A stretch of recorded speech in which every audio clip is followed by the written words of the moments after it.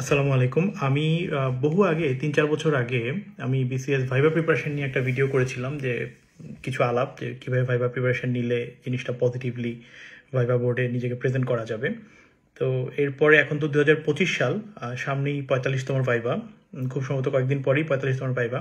তো কিছু ব্যাপার নিয়ে হয়তো আলাপ করা, এবং যেহেতু প্রেক্ষাপট চেঞ্জ হয়েছে এবং প্রশ্নের ধরনও চেঞ্জ হচ্ছে, সেজন্য এই বিষয় নিয়ে একটু আলাপ করা, যারা ভাইবার দিবেন তাদের জন্য হয়তো একটু উপকার হতেও পারে।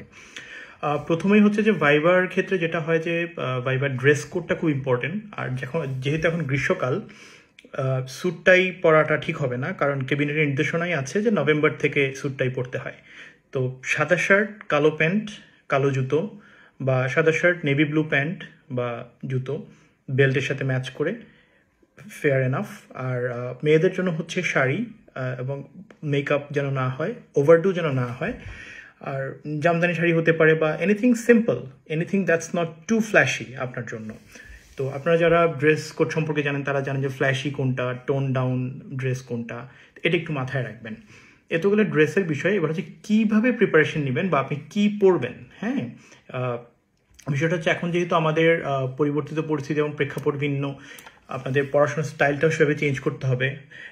ফর এক্সাম্পল, আপনার নিজের সাবজেক্টের যে বেসিকটা আছে, সেই নিজের সাবজেক্টটা অবশ্যই ভালো মতো পড়তে হবে। আপনি যদি ইকোনমিক্সে পড়ে থাকেন, আইআরএ পড়ে থাকেন, ইংরেজিতে পড়ে থাকেন, বাংলায় পড়ে থাকেন, try to relate your subject with the ongoing debate. আপনার সাবজেক্টে অনগোয়িং ডিবেট কী হচ্ছে, ওয়ার্ল্ড ডিবেট কী হচ্ছে, আইআর যারা পড়ছেন তাদের জন্য মিডল ইস্ট ইস্যু তো আছেই, ইউএসএ ইস্যু আছে, চায়না ইস্যু আছে, লটস অফ সাবজেক্ট। ইকোনমিক্সের ক্ষেত্রেও সেম। ইংরেজি যারা পড়ছেন তাদের যারা ফেমাস রাইটাররা আছে, মারা গেলেন সদ্য প্রয়াত, যেমন আফ্রিকান আমেরিকান একজন রাইটার আছে, এনগুগি ওয়া থিওংগো। সো ওনার এই বিষয়গুলো, নোটেবল পার্সন যারা আছে, এই বিষয়ে একটু ধারণা আপনি নিতে পারেন। আরেকটা গুরুত্বপূর্ণ হচ্ছে আপনার বর্তমান চাকরি। আপনি বর্তমানে কি চাকরি করছেন, কোথায় চাকরি করছেন, এই চাকরির পরিধি এবং ব্যাপ্তি সম্পর্কে আপনার জানতে হবে, যে আপনি আসলে এই কি কাজ করছেন আপনি। এটা খুবই ইম্পর্টেন্ট, বিকজ আপনার চাকরির ডিটেলসটা ভাইভা বোর্ডে থাকে। এরপরে সেটা হচ্ছে অবশ্যই cadre choice, very very important. যারা ফার্স্ট চয়েস ফরেন রাখছেন, এডমিন রাখছেন, পুলিশ রাখছেন, সেই জায়গায় ক্যাডার চয়েস অবশ্যই কনফিডেন্ট থাকা লাগবে। কেন এই ক্যাডারটা আপনি দিলেন, এই ক্যাডার চয়েসের কর্মপরিধিটা কীরকম, এটা কনভিন্সিংলি বোঝাতে হবে। Why you are the best person to fit in the cadre. হ্যাঁ, এই ক্যাডারের জন্য কেন আপনি ফিট, সেটা আপনাকে বোঝাতে হবে।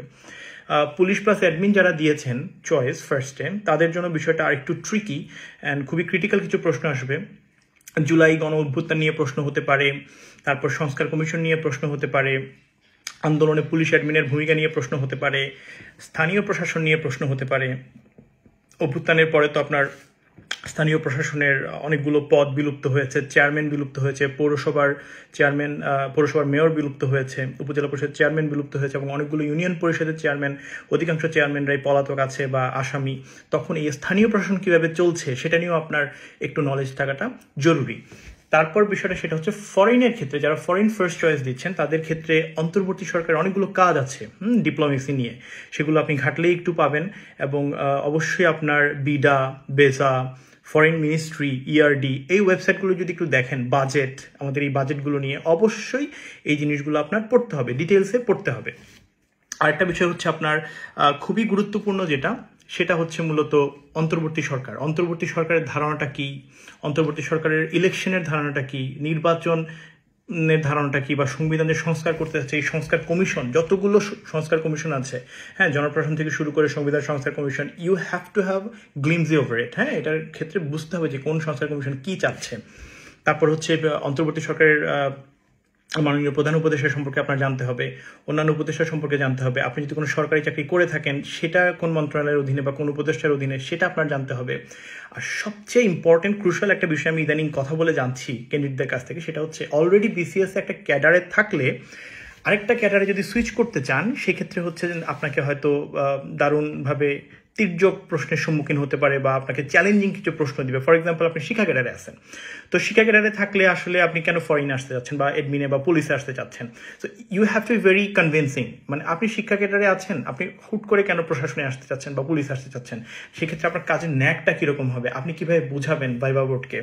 ফর এক্সাম্পল, আপনি ক্লাসরুম টিচিংয়ে এতদিন ধরে অভ্যস্ত, 3-4 বছর ধরে, হুট করে আপনি প্রশাসন বা পুলিশে আসতে চাইলে কী পরিমাণ চ্যালেঞ্জ আপনার নিতে হবে, বা আপনি যদি চ্যালেঞ্জ নিতে পছন্দ করেন, সেটা আপনি কিভাবে বোঝাবেন ভাইবা বোর্ডকে? কথা হচ্ছে যে আপনার কোনো কিছু ওভার ইম্পোজ বা বানানো হওয়া যাবে না। যেটা আপনি আসলেই আপনি ফিল করেন সেটাই আপনাকে আসলে বলতে হবে যে আপনি কেন এটা ফিল করছেন এবং এই ক্যারিয়ার চয়েসটা কেন আপনার জরুরি। ইউ ক্যানট প্রিটেন্ড, কারণ ভাইবা বোর্ডে যারা থাকে তারা এই প্রিটেনশনটা ধরতে পারে, খুব ইজিলি ধরতে পারে। তো প্রিটেন্ড করার কোনো দরকার নেই, যেটা আসলে আপনার মন চায়, যেটা আসলেই মন চাচ্ছে যে আপনি যাবেন, ব্যাস যাবেন। এই জন্য আপনি বলতেন যে আমি এই কারণে যাব, but make sure that your reason is very convincing and your reasons actually validate your stance, আপনি যে স্ট্যান্সটা নিতে চাচ্ছেন সেটাই। তো আরেকটা বিষয় একটু গুরুত্বপূর্ণ, সেটা হচ্ছে যে ভাইবা বোর্ডে নিজেকে একটু প্রেজেন্ট করার ক্ষেত্রে কনফিডেন্সটা ইজ ভেরি ইম্পর্টেন্ট। কনফিডেন্স আসলে খুব ভেগ টার্ম, কিন্তু আসলে যেই জিনিসটা আপনাকে কনফিডেন্ট ফিল করায় সেটা আপনি করবেন ভাইবা বোর্ডে যাওয়ার আগে বা প্রিপারেশন নেওয়ার ক্ষেত্রে। এক্ষেত্রে বাংলায় প্রশ্ন করলে বাংলায় উত্তর দিবেন, বা ইংরেজিতে প্রশ্ন করলে ইংরেজি উত্তর দিবেন, বা আপনি যদি মনে করেন যে ইংরেজিতে আপনি স্ট্যামার হচ্ছে, তাহলে আপনি অনুমতি নিয়েই বলবেন স্যার আমি বাংলায় বলি। তো সামগ্রিকভাবে এই ধারণাগুলো যদি আপনি রাখতে পারেন তাহলে আপনার জন্য ভাইবা বিষয়টা একটু প্রিপারেশন নিতে সুবিধা হবে। আর মাইন্ড ম্যাপিংটা করবেন যে ভাইবা বোর্ডকে আপনি কীভাবে ড্রাইভ করবেন, যে আপনি এই প্রশ্নের যদি এই উত্তর দেন সেই উত্তর থেকে অন্য কোন প্রশ্ন আসতে পারে সেটা আপনার একটা খাতায় বসে মাইন্ড ম্যাপটা করতে হবে। It's very important. Branch out করা, কোয়েশ্চেন ভাইবা বোর্ডকে ড্রাইভ করার একটা চেষ্টা করা আর কি। তো আপনাদের জন্য শুভকামনা। আমার মনে হয় যে ভাইবাটা খুবই চ্যালেঞ্জিং, এবং রিটেনের মার্কসের উপরও ভাইবাটা ডিপেন্ড করে, বেসিক্যালি ক্যাডার পাওয়াটা ডিপেন্ড করে। তো ভাইবা যেহেতু একটা স্ট্যান্ড আউট ইন্ডিভিজুয়াল এক্সাম, আমার মনে হয় যে এটাতে আরও বেশি নজর দেওয়াটা জরুরি। আপনাদের সকলের জন্য শুভকামনা।